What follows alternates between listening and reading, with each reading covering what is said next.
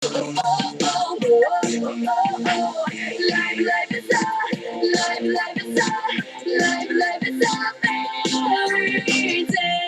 everyone, you're watching the Esperanza 243. This is Long Live Menavia Part 21. 2-1.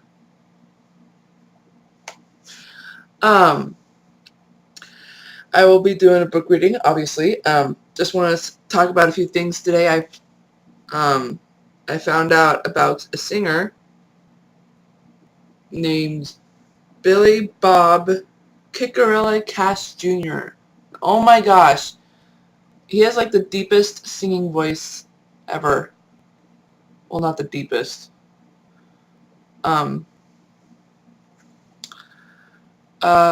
He's just go to his YouTube channel. His YouTube channel is, of course, youtube.com/user/the discount boy. All scrunched up. There's no dashes or anything.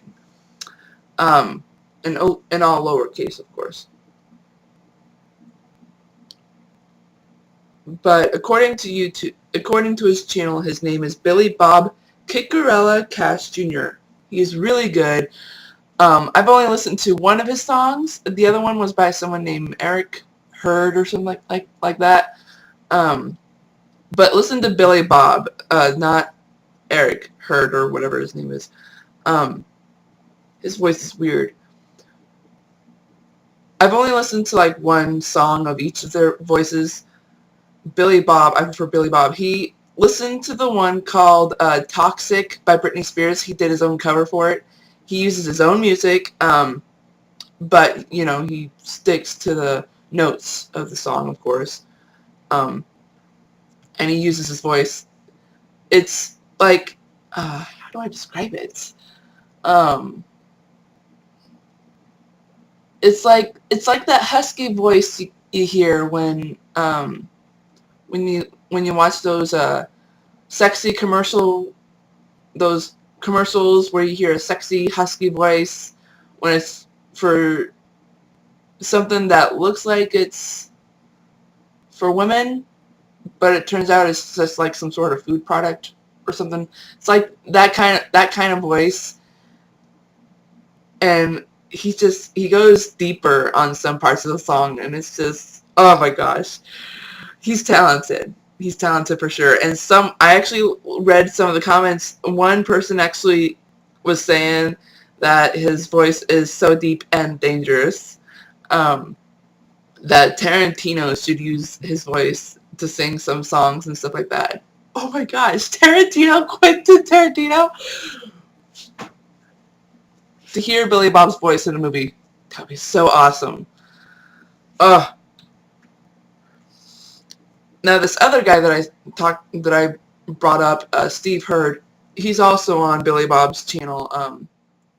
I only listened to one cover song that he did. It's called "Just Like Heaven" by The Cure, I believe. He did a cover of that. I did not like his voice at all, but the animation that was used for the song is freaking awesome. It's so cute. The reason why I listened to that particular song is because it's my favorite. It's used in a movie that I have called Just Like Heaven. It has Reese Witherspoon and Mark Ruffalo and John Heder. Oh my gosh.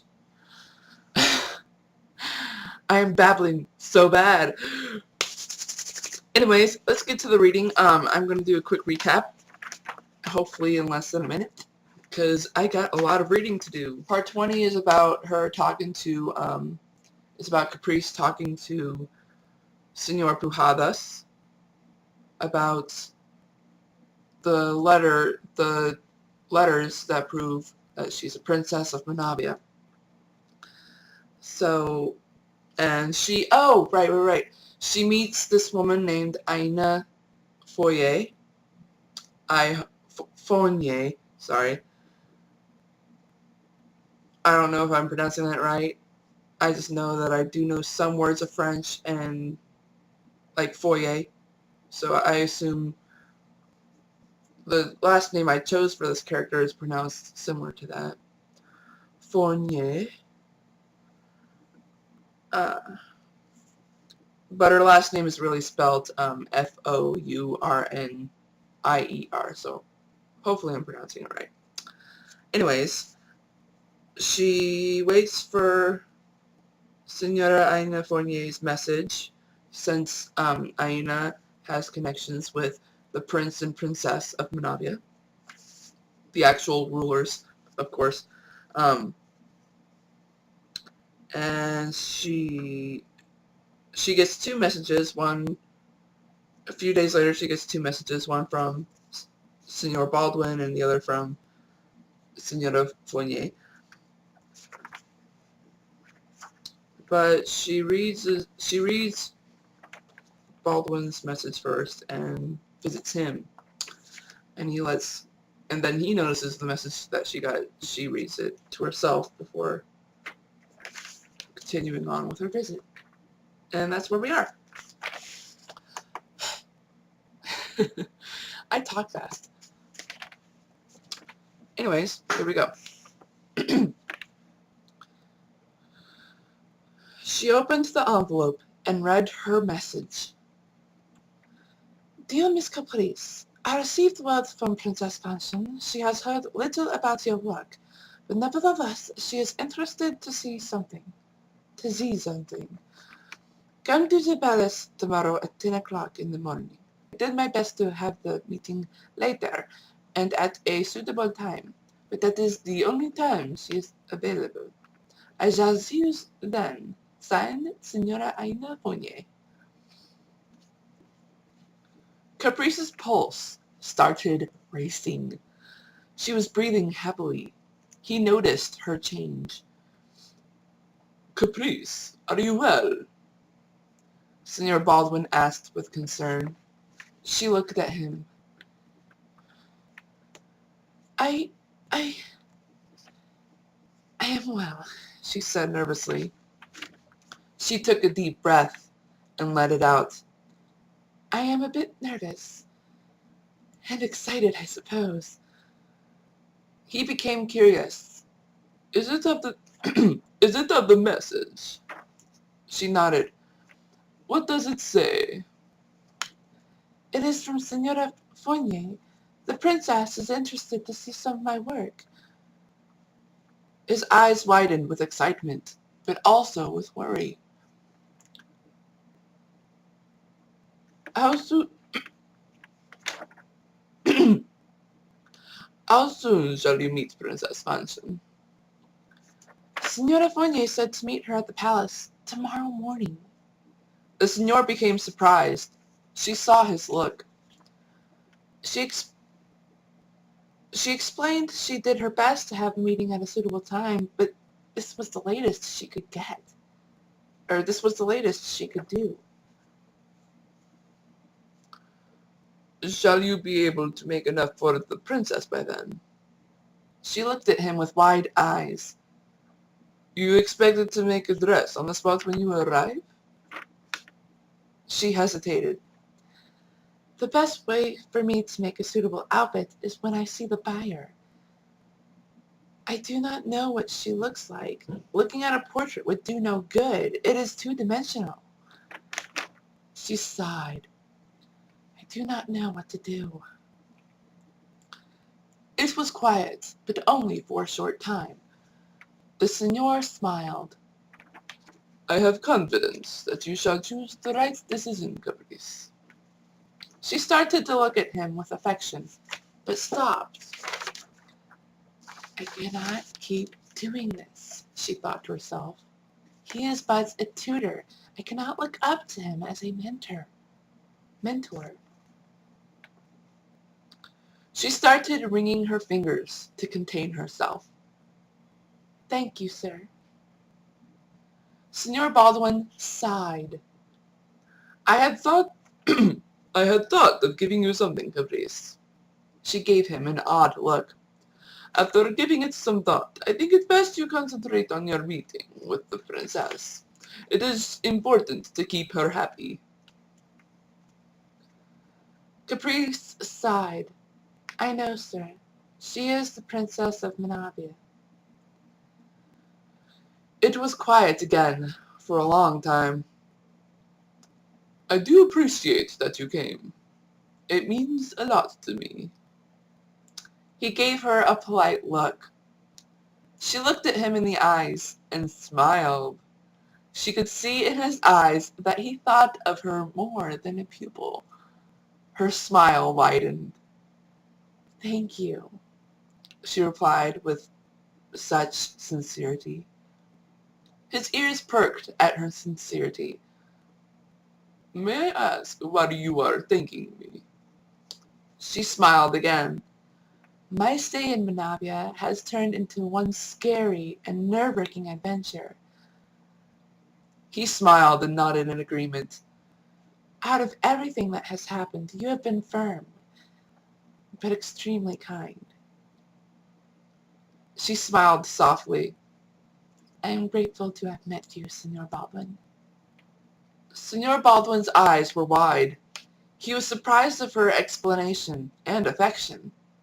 He faintly smiled as a tear came down his cheek. Caprice widened her eyes. Senor Baldwin, are you crying? He wiped his tear off and smiled. I wonder what Bruno would say if he heard our conversation. She became confused. The day you discovered your mother's pregnancy during the riots, you had fainted after he yelled at me. She tried to remember. I vaguely remember him yelling something, she told him, nodding her head slowly. After you fainted, I became worried. She smiled affectionately. Bruno would say I became too worried. The Signor paused. He told me that I am not your father, and I never shall be. If I continue to do so, I would be hiding myself from Menavia until the day I die. She gasped. Senor Pujadas would not have said until the day you die. He wouldn't be that harsh on you, would he? He smiled at her. He would not have said that, but it is along the lines of what he was saying. I do not mean to pry, senor, but why would you hide yourself from Menavia? Senor Baldwin sighed. It became quiet. I do not know how to tell you this. Frankly, I have not told anyone about what I am to tell you. He paused. Caprice looked at him carefully. What I am...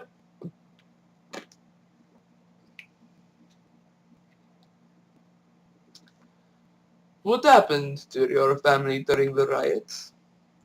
I feel it is my fault I did not protect them. She gasped. I wasn't there when the worst of it happened. Senor Baldwin, it was not your fault. I was a distant friend of your mother's. He interrupted.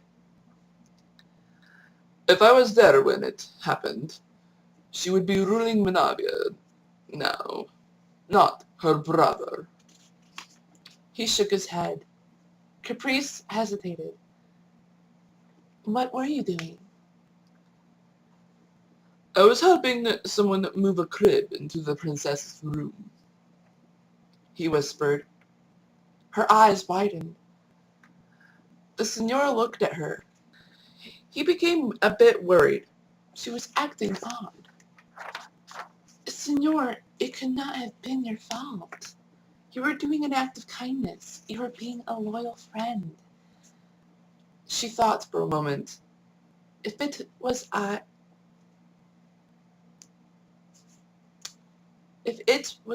who was in her position, I would be proud to have you as a friend. Senor Baldwin stared at her with wide eyes. Would you really? She nodded. You are a nice man. You start friendship with propriety and kindness. She paused. In time you loosen up. I have learned that you are thoughtful, caring, and protective. I am glad to have met you, Senor Baldwin. The Senor closed his eyes gently and sighed. He shivered. Senor Baldwin, are you well? He opened his eyes and looked at her. He smiled. I did not expect you to say that.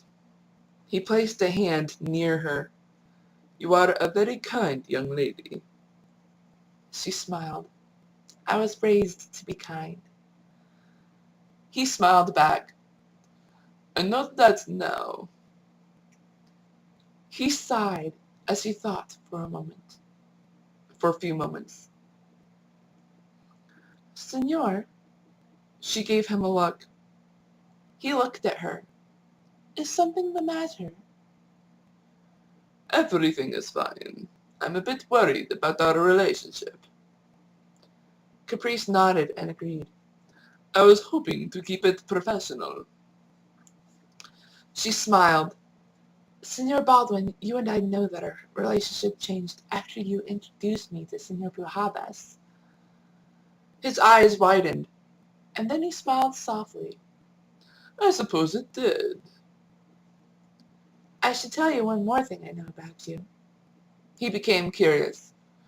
What is that, Caprice? You think of me more than a pupil. The Senor gasped. I know you do.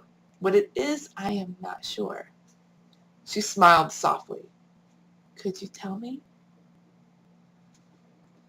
He closed his eyes once more, took a deep breath, and let it out. He looked at her. I think of you I think of you as a princess, as a lady friend I've never had.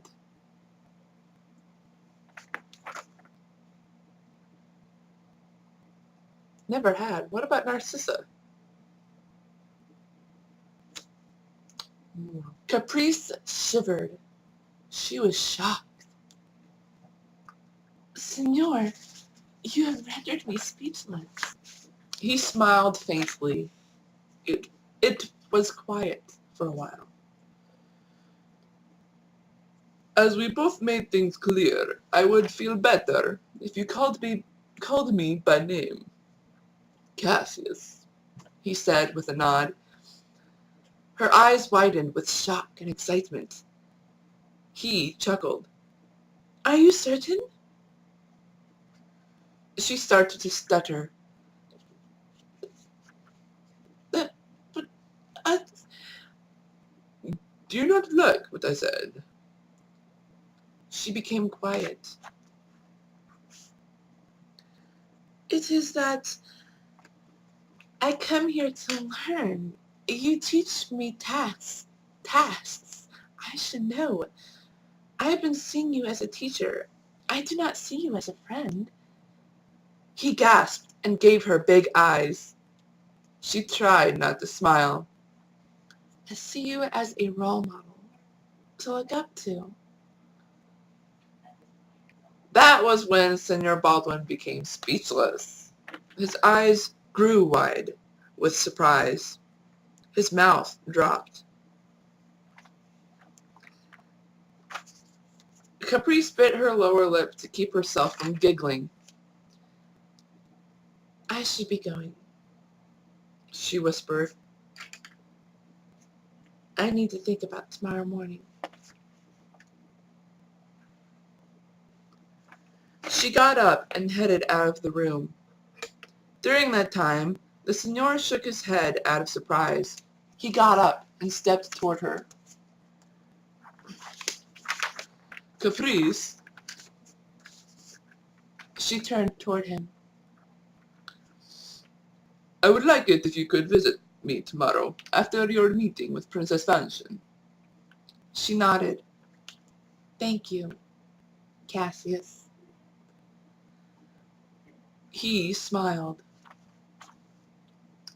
And there we have a little break.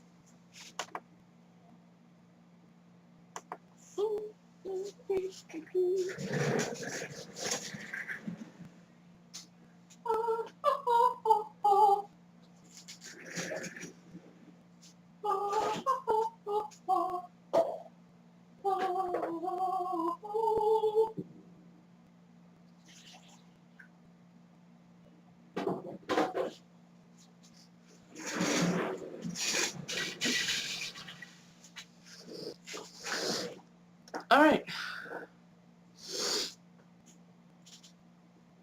Sorry about that. I was fine this morning when I woke up. Now all of a sudden I'm sick. Thinking I need to start using heat instead of the AC. Alright, let's...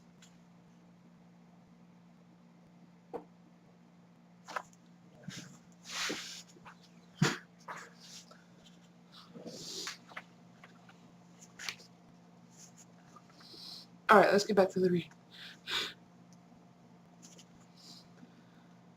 Caprice was at the palace with a minute to spare. She was wearing the dress she wore to Senor Pujadas's dinner. She became really nervous. She kept looking around and glancing at the people walking around. And glancing at the people walking. Some of the people glanced at her, too. She had enough materials to make 2 dresses to show the Princess of Menavia, but not much of it was decent. She did her best to make them look elegant.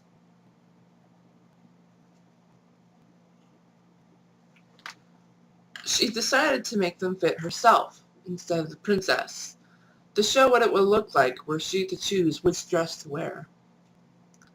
Suddenly, a clock nearby struck the hour. It was 10 o'clock.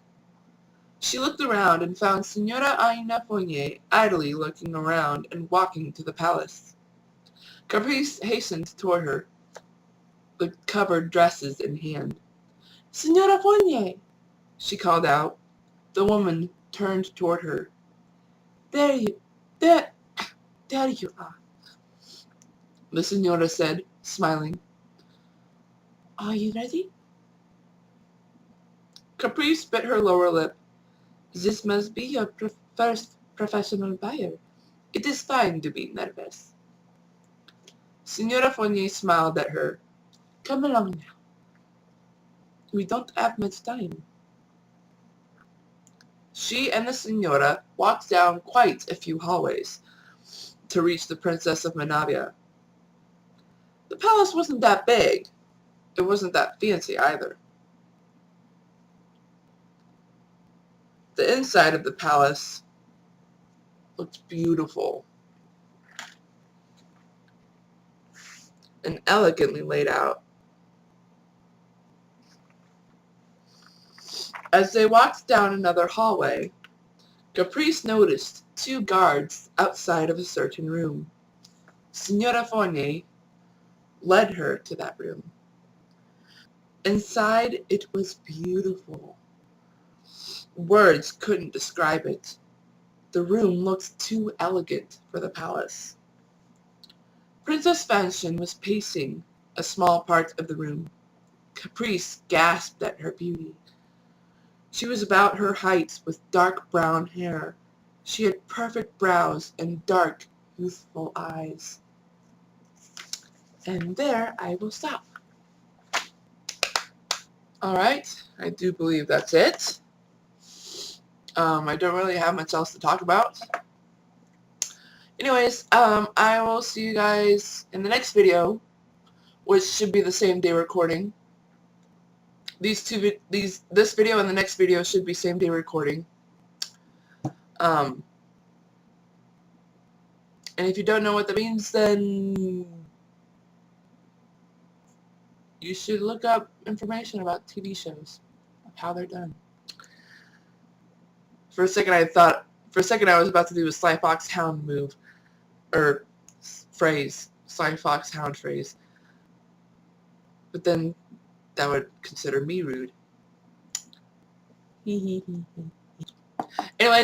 I will talk to you all later. This is the Esperanza 2 for 3 signing out.